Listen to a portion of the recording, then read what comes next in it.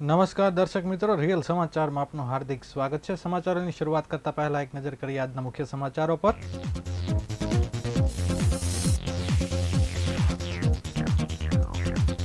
ગુજરાત બોર્ડમાં પ્રથમવાર સુરતના 2 અંધ સ્ટુડન્ટ રાઇટરની મદદ નહીં લે, સોફ્ટવેરની મદદથી ધોરણ 12ની પરીક્ષા આપશે।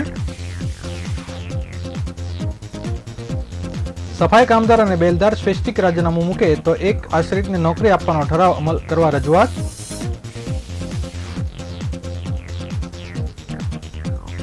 અમરોલી ખાતે આવેલ ખોડિયાર મંદિરનો પાટોત્સવ ઉજવાયો।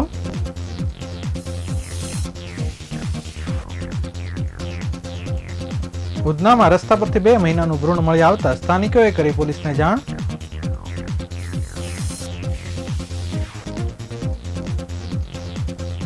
નિર્માણાધીન બિલ્ડિંગના 14મા માળેથી પટકાયેલ શ્રમિકોના 28 કલાકે મૃતદેહ સ્વીકારાયા।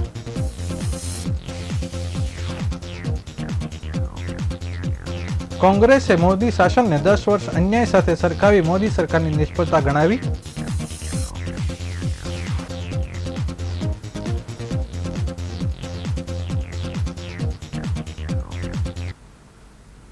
સમાચારો વિગતવાર જોઈએ। ગુજરાત બોર્ડમાં પ્રથમવાર સુરતના 2 અંધ વિદ્યાર્થીઓ કોઈની પણ મદદ લીધા વગર પોતાની જાતે જ ધોરણ 12ની પરીક્ષા આપશે। આ 2 વિદ્યાર્થીઓ ટોપ ડેક નામના સોફ્ટવેરની મદદથી લેપટોપ પર પરીક્ષા આપશે। ગુજરાત બોર્ડમાં પ્રથમવાર કોઈ પ્રજ્ઞાચક્ષુ વિદ્યાર્થીએ રાઇટર વિના પરીક્ષા આપવાની તૈયારી દર્શાવી હતી, જેના માટે ગુજરાત બોર્ડના એપ્લિકેશન કરાઈ હતી, જેને મંજૂરી મળી ગઈ છે। ત્યારે હવે માર્ચ મહિનામાં આવનારી બોર્ડની પરીક્ષામાં 2 પ્રજ્ઞાચક્ષુ વિદ્યાર્થીઓ ઓનલાઈન મોડમાં બેસશે અને તેમણે સામાન્ય વિદ્યાર્થી કરતાં અડધો કલાક વધારે એટલે કે 3.5 કલાકનું પેપર રહેશે। ભટાર વિસ્તારમાં રહેતો આનંદ ભોલેરાવ સુરતની ઘોડદોર રોડ સ્થિત આવેલી અંધજન સ્કૂલમાં ધોરણ 12માં અભ્યાસ કરે છે। આનંદ જન્મથી જ બંને આંખોની સમસ્યાથી પીડિત છે। જ્યારે તે 7મા ધોરણમાં ભણતો હતો ત્યારે તેને મોતિયાનું ઓપરેશન કરાવ્યું હતું। ત્યારબાદ તેણે બંને આંખો દ્રષ્ટિ સંપૂર્ણપણે ગુમાવી દીધી હતી, પરંતુ આ નબળાઈ આનંદ માટે જીવનભરની નબળાઈ બની ગઈ છે। આથી દ્રઢ નિર્ધાર સાથે આનંદે તેની દ્રષ્ટિ બધાને તેના જીવનનો માર્ગ આપવાની દીધી નથી। બંને પ્રજ્ઞાચક્ષુ વિદ્યાર્થીઓ ટેકનોલોજીનો ઉપયોગથી પરીક્ષા આપવાનું નક્કી કર્યું અને સ્કૂલે તેની મદદ કરી છે। બંને આંખથી દેખાતું નથી, પરંતુ સામાન્ય વ્યક્તિની જેમ સામાન્ય કમ્પ્યુટર કીબોર્ડ પર ઝડપથી ટાઈપ કરી શકશે। આનંદ અંધજન સ્કૂલની હોસ્ટેલમાં રહીને ધોરણ 12ની તૈયારી કરે છે। કોઈપણ નિર્ભર વગર ન રહેવું તે હેતુથી આનંદ અને સિયા કોઈપણ સહાયની મદદ લીધા વગર બોર્ડની પરીક્ષા આપવા માટે ટેકનોલોજીની મદદ લીધી છે। કોરોના બાદ સ્કૂલમાં જે ટેકનોલોજી લાવવામાં આવી હતી તે ટેકનોલોજીથી ભણવાની શરૂઆત કરી છે। ટોપડેક નામનું સોફ્ટવેર છે અને NVDA નામનું સ્ક્રીન રીડર દ્વારા બંને વિદ્યાર્થીઓ છેલ્લા 3 વર્ષથી અભ્યાસ કરી રહ્યા છે। પરીક્ષા માટે તમામ તૈયારીઓ કરી લીધી છે। હવે બંને વિદ્યાર્થીઓ ટાઈપિંગ પર ફોકસ કરી રહ્યા છે, કારણ કે ટાઈપિંગ સ્પીડ સારી હશે તો સમયસર તમામ સવાલોના જવાબ લખી શકાશે। ગુજરાત બોર્ડમાં પ્રથમવાર કોઈ પ્રજ્ઞાચક્ષુ રાઇટર વિના પરીક્ષા આપવાની તૈયારી દર્શાવી હતી, જેના માટે ગુજરાત બોર્ડ એપ્લિકેશન કરવામાં આવી હતી। ત્યારબાદ આ બંને વિદ્યાર્થીઓની એપ્લિકેશનને મંજૂરી આપવામાં આવી હતી।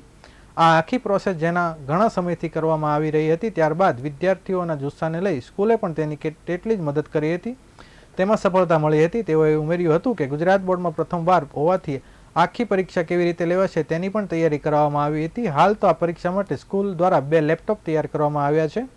પ્રશ્નોના જવાબ લેપટોપમાં ટાઈપ થઈ ગયા બાદ આ તમામ જવાબોની પ્રિન્ટ કાઢવામાં આવશે અને ત્યારબાદ તેને બોર્ડની આન્સર શીટના પેજ પર લગાવવામાં આવશે।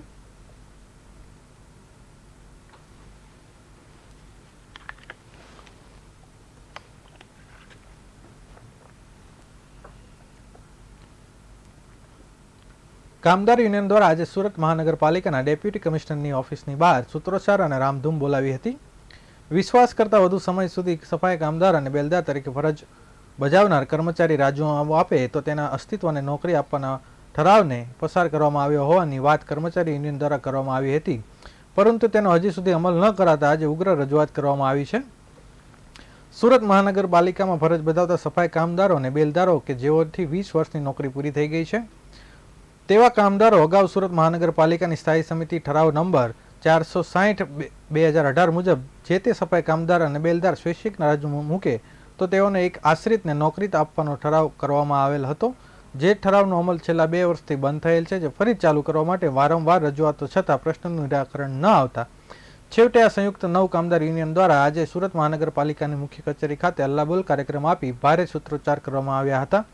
તેમજ મહેકમ ખાતા દ્વારા આગામી માંગણી સુરત મહાનગરપાલિકાના આર્થિક તેમજ વહીવટી રીતે યોગ્ય જણાતી નથી તેવો જવાબ આપીને યુનિયનની રજૂઆત દફતરે કરેલ હોવાનું જાણવા મળ્યું હતું, જેના કારણે યુનિયનના આગેવાનો અને કામદારો ભારે રોષ ફેલાયો હતો, જેના કારણે મહાનગરપાલિકાની કચેરી ભારે સૂત્રોચ્ચાર કરવામાં આવ્યો હતો.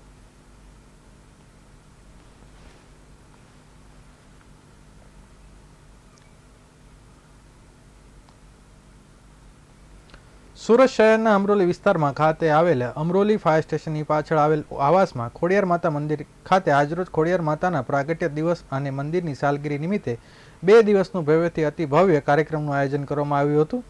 ગઈકાલે માં ખોડિયારના મંદિરના મેદાનમાં યજ્ઞનું આયોજન કરવામાં આવ્યું હતું. ત્યારબાદ આજરોજ માતાજીની આરતી કરી સવારે મંગળા આરતી પછી નગરયાત્રા માટે માતાજી નીકળ્યા હતા, જે અમરોલી વિસ્તારમાં નગરયાત્રા વિવિધ વિસ્તારમાં ફરી હતી. આ ઉપરાંત જાહેર ભંડારાના મહાપ્રસાદનું પણ આયોજન કરાયું હતું અને આજે રાત્રે લોક ડાયરાનું પણ આયોજન કરવામાં આવ્યું છે, જેમાં માતાજીના ભાવિક ભક્તોની મોટી સંખ્યામાં ઉપસ્થિત રહે તેવી આશા વ્યક્ત કરવામાં આવી રહી છે.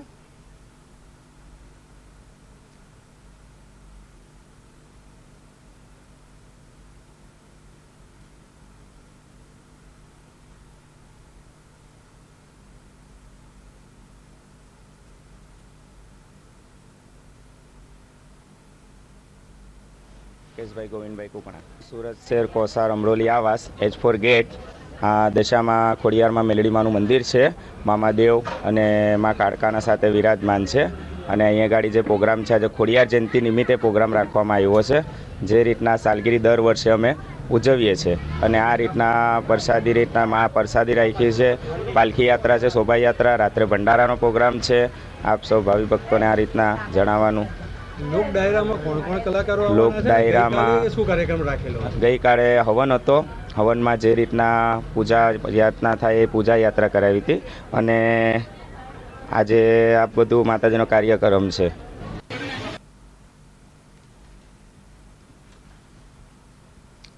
સુરતમાં રસ્તા પરથી 2 મહિનાનું ભ્રૂણ મળી આવતા ચકચાર મચી જવા પામી છે. ઉધના વિસ્તારમાં આવેલી કર્મયોગી સોસાયટીના વિભાગ 1ના ગેટ પાસે રસ્તા પરથી ભ્રૂણ મળી આવ્યું હતું. રસ્તા પર ફૂટપાથ નીચેથી ભ્રૂણ મળી આવતા લોકોએ પોલીસને જાણ કરી હતી. હાલ પોલીસે વધુ તપાસ હાથ ધરી છે. ઉધના વિસ્તારમાં આવેલી કર્મયોગી સોસાયટી વિભાગ 1ના ગેટ પાસે આશરે 2 મહિનાનું એક ભ્રૂણ મળી આવ્યું હતું.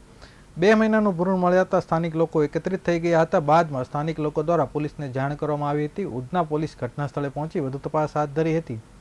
સ્થાનિકોએ કહ્યું કે આ કોઈ મહિલા દ્વારા પોતાનું પાપ છુપાવવા માટે ગંભીર દવાઓ લઈને આ પ્રકારનું કૃત્ય કરવામાં આવ્યું હોઈ શકે છે, અથવા તો કોઈ મહિલાને મિસકેરેજ થયું હોય અને તેનો યોગ્ય નિકાલ કરવાની જગ્યાએ રસ્તા પર ફેંકી દેવામાં આવ્યું હોય તેવી શક્યતા છે. જોકે હાલ અમે પોલીસને જાણ કરી દીધી છે, જેથી પોલીસે આગળની કાર્યવાહી હાથ ધરી છે.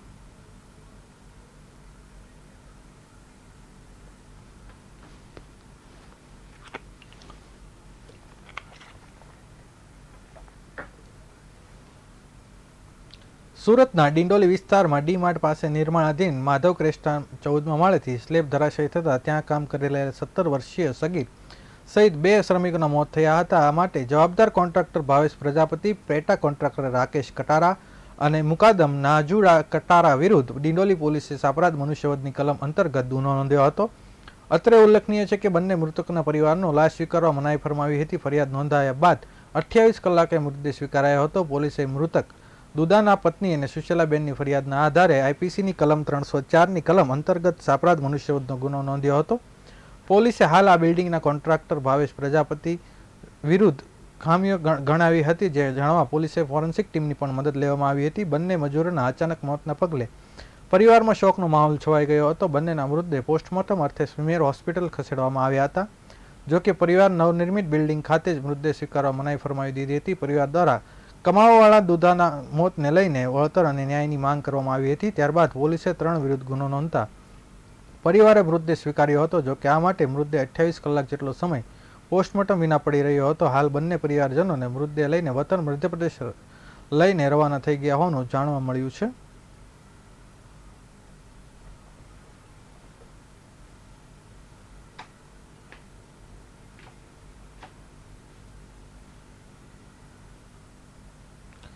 ગુજરાતમાં છેલ્લા 30 વર્ષથી કોંગ્રેસ શાસનમાં નથી, ત્યારે કોંગ્રેસના નેતાઓ દ્વારા ફરી એક વખત સંગઠનમાં પ્રાણ પૂરવાનો પ્રયાસ શરૂ કર્યો છે. લોકસભાની ચૂંટણી પહેલા ન્યાય યાત્રા ગુજરાતમાં પ્રવેશે તે પહેલા સંગઠનાત્મક કામ શરૂ કરવામાં આવી રહ્યું છે. રાષ્ટ્રીય પ્રવક્તા દ્વારા યોજાયેલ પત્રકાર પરિષદમાં મોદી સરકાર પર આકરા પ્રહારો કર્યા હતા.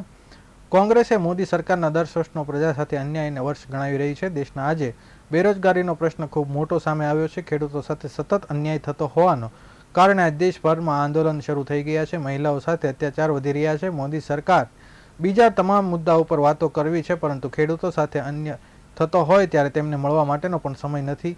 એ પ્રકારની વાત કોંગ્રેસ દ્વારા કરવામાં આવી હતી. રાષ્ટ્રીય પ્રવક્તા સુભાષિની યાદવે જણાવ્યું કે આજે આખા દેશમાં લોકો આર્થિક અને સામાજિક રીતે કચડાઈ રહ્યા છે. લોકો પોતાની રોજગારી ગુમાવી રહ્યા છે. વડાપ્રધાન માત્ર બોલીને જતા રહે છે, પરંતુ લોકોની સ્થિતિ શું છે તેનો ખ્યાલ પણ રાખતા નથી. આજે મોંઘવારી ચરમસીમાએ છે. મધ્યમ અને ગરીબ વર્ગના ખેડૂત ગુજરાન ચલાવી શકે તે પણ નથી. પોતાના ન્યાય માટે સરકાર સામે ઝઝૂમી રહ્યા છે અને મોતને ભેટી રહ્યા છે. લોકસભાની ચૂંટણીમાં પ્રજા મોદી સરકારને જવાબ આપશે તેમ જણાવ્યું હતું.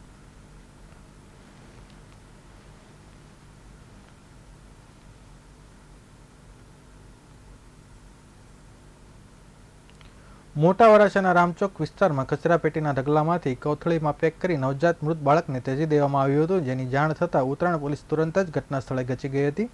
નવજાતનો મૃતદેહ કબજે લઈ કાયદેસરની કાર્યવાહી હાથ ધરી છે. મોટા વરાછાના રામચોક વિસ્તારમાં જ્યાં કિરણ હોસ્પિટલ 2નું બાંધકામ થનાર છે, ત્યાં નજીકમાં ખુલ્લી જગ્યામાં કચરાપેટીના ઢગલામાં ગુલાબી કલરની કોથળીમાં એક પેક કરી ત્યજી દેવામાં આવેલું બાળક હોવાની જાણ થતાં ઉત્તરાયણ પોલીસ તુરંત જ ઘસી ગઈ હતી. પોલીસે કોથળી ચેક કરતા તેમાંથી નાળ સાથેનું મૃત બાળક સડી જવાની તૈયારીમાં દુર્ગંધ મારતી હાલમાં મળી આવ્યું હતું. પોલીસે નવજાતના મૃતદેહને કબજે લઈ કાયદેસરની કાર્યવાહી હાથ ધરી છે. ઉલ્લેખનીય છે કે મૃતદેહ સડી જવાની તૈયારીમાં હોવાથી નવજાતને 2 દિવસ અગાઉ ત્યજી દેવામાં આવ્યું હોવાનું અનુમાન છે. હાલ પોલીસ દ્વારા માસૂમ નવજાતને જે ગુલાબી કલરની કોથળીમાં પેક કરી ત્યજી દેવામાં આવ્યું છે તેના ઉપર અંજલિ ફેન્સી ડ્રેસ મટીરિયલ લખેલું હોવાથી તેના આધારે તપાસ કેન્દ્રિત કરી માસૂમને ત્યજી દેવામાં સુધી પહોંચવા કવાયત હાથ ધરી છે.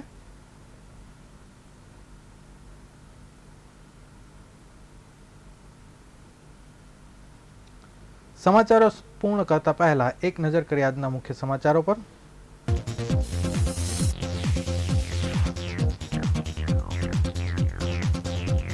ગુજરાત બોર્ડમાં પ્રથમવાર સુરતના 2 અંધ સ્ટુડન્ટ રાઇટરની મદદ નહીં લે.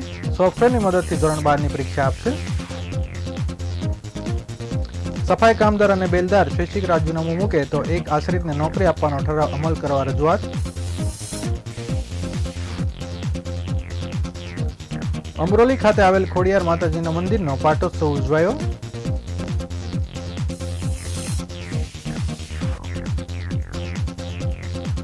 ઉધના રસ્તા પરથી 2 મહિનાનું ભ્રૂણ મળી આવતા સ્થાનિકોએ કરી પોલીસને જાણ.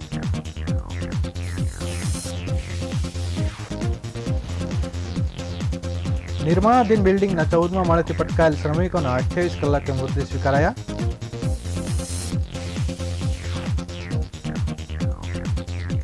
કોંગ્રેસે મોદી શાસનને 10 વર્ષ અન્યાયની સાથે સરકારી મોદી સરકારની નિષ્ફળતા ગણાવી.